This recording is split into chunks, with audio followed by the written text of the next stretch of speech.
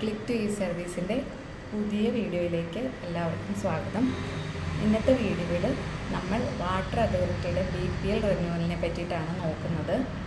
പ്രതിമാസം 15,000 ലിറ്റർ താഴെ ഗാർഹിക ഉപയോഗമുള്ള BPLകാർക്കുള്ള സൗജന്യ കുടിവെള്ളത്തിന് വാട്ടർ അതോറിറ്റിയിൽ ഇപ്പോൾ അപേക്ഷിക്കാവുന്നതാണ്. ഇത് റെൻറ്റിന് താമസിക്കുന്നവർക്കും അപേക്ഷിക്കാനുള്ള സൗകര്യം ലഭ്യമാണ്. അപ്പം നിലവിൽ ആനുകൂല്യം ലഭിച്ചുകൊണ്ടിരിക്കുന്നവരും ഇനി ലഭിക്കേണ്ടവരും ഈ വാട്ടർ അതോറിറ്റിയുടെ സൈറ്റിൽ നമ്മൾ റിന്യൂവൽ ചെയ്യേണ്ടതാണ്. ലാസ്റ്റ് ഡേറ്റ് ഈ മാസം 31-ാം തീയതിയാണ്. ഇതെങ്ങനെയാണ് ഇതിന് നമ്മൾ റിന്യൂവൽ ചെയ്യുന്നതെന്ന് നമുക്ക് നോക്കാം.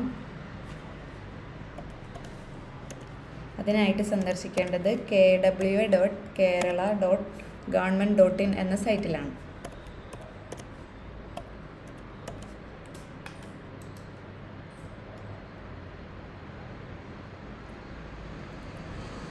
ഇവിടെ നമുക്ക് താഴെ BPL ആപ്ലിക്കേഷൻ എന്നൊരു ലിങ്ക് കാണാം. ഈ ലിങ്കിൽ പ്രസ് ചെയ്ത് മുന്നോട്ട് പോകാം.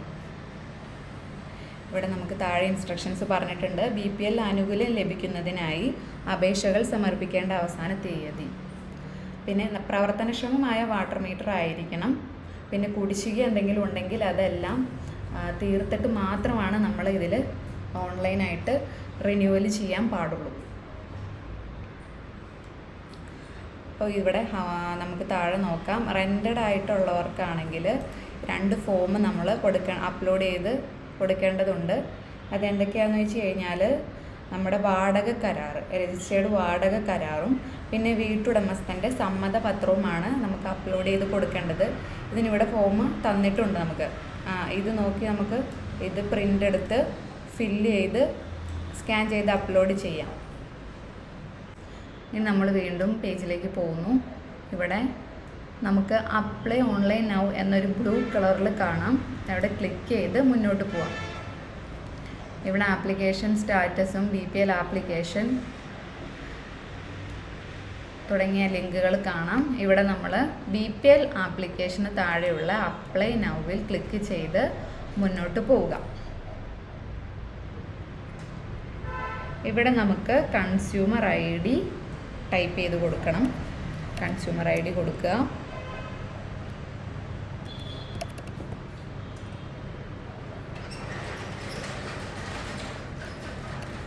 കൺസ്യൂമർ ID കൊടുത്തിട്ട് വാട്ടർ അതോറിറ്റിയിൽ രജിസ്റ്റർ ചെയ്തിരിക്കുന്ന മൊബൈൽ നമ്പറും കറക്റ്റായിട്ട് ടൈപ്പ് ചെയ്ത് കൊടുക്കുക.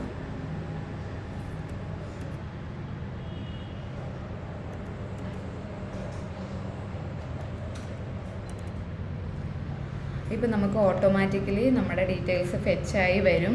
റേഷൻ കാർഡ് നമ്പർ ഉൾപ്പെടെ നമുക്കിവിടെ കാണാനായിട്ട് സാധിക്കുന്നതാണ്. ഇനി ഹൗസിംഗ് ടൈപ്പ്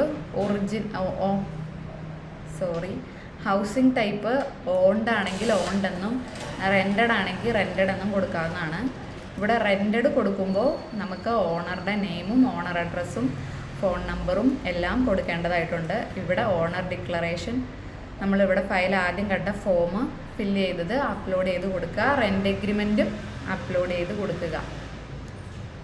റെൻറ്റഡ് ആണെങ്കിൽ മാത്രം. ഓൺഡ് ആണെങ്കിൽ ഈ പ്രോസസ്സിൻ്റെ ഒന്നും ആവശ്യമില്ല. നമ്മൾ ഓണ്ടെന്ന് കൊടുത്താൽ മതി. ബാക്കി ഡീറ്റെയിൽസൊക്കെ ഇവിടെ ഓട്ടോമാറ്റിക്കലി വരുന്നതായിരിക്കും. ഇനി നമുക്കിവിടെ സബ്മിറ്റ് കൊടുക്കാം. ഇവിടെ നമ്മുടെ ആപ്ലിക്കേഷൻ സെൻഡ് സക്സസ്ഫുള്ളി എന്ന് കാണിക്കുന്നതായിരിക്കും. ഇതിന് മുകളിൽ തന്നെ ആപ്ലിക്കേഷൻ സ്റ്റാറ്റസ് ചെക്ക് ചെയ്യാനായിട്ടുള്ള ഓപ്ഷനുണ്ട്. അതിൽ ക്ലിക്ക് ചെയ്യുക. നമ്മുടെ കൺസ്യൂമർ ID ഒന്നുകൂടി ടൈപ്പ് ചെയ്ത് കൊടുക്കുക.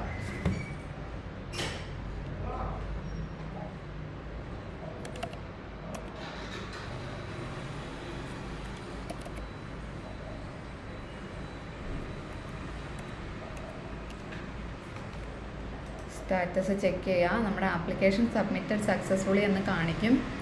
ഇനി നമുക്ക് വേറെ ഒന്നും ചെയ്യേണ്ടതില്ല. ഇത് ഓൾറെഡി ആപ്ലിക്കേഷൻ സബ്മിറ്റഡ് ആയിട്ടുണ്ട്.